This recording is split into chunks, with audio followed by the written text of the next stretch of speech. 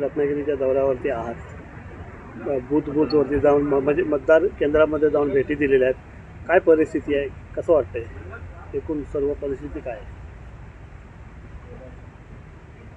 लोकसभेची निवडणूक रत्नागिरी आणि सिंधुदुर्ग विभागाची आज 7 मे रोजी पार पडलेली आहे.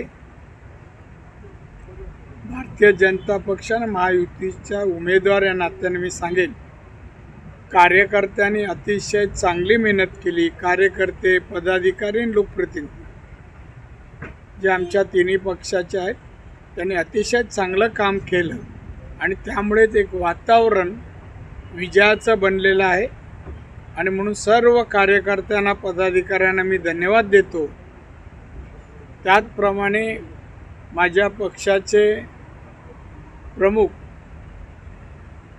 राष्ट्राध्यक्ष सन्माननीय माननीय नड्डाजी, देशाचे पंतप्रधान माननीय मोदी साहेब, त्याचप्रमाणे माननीय अमितजी शाह आणि सन्माननीय देवेंद्र फडणवीस या सर्वांचे मी आभार व्यक्त करतो, त्यांना धन्यवाद देतो. आम्ही बहुमताने निवडून येऊ.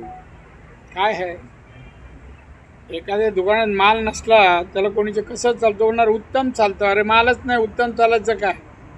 काय आहे शिवसेनेमध्ये राहिलं आहे आणि कोकणाचा काही संबंध आहे? काही संबंध नाही. 4 जूनला धमाका होईल. नक्कीच होईल, त्यामध्ये काय, त्याला ज्योतिषाची गरज नाही. विजयाचा धमाका होईल.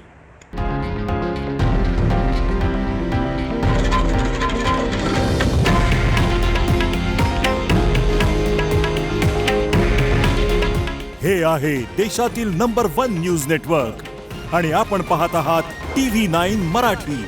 काळजी तुमची, हित महाराष्ट्राचं.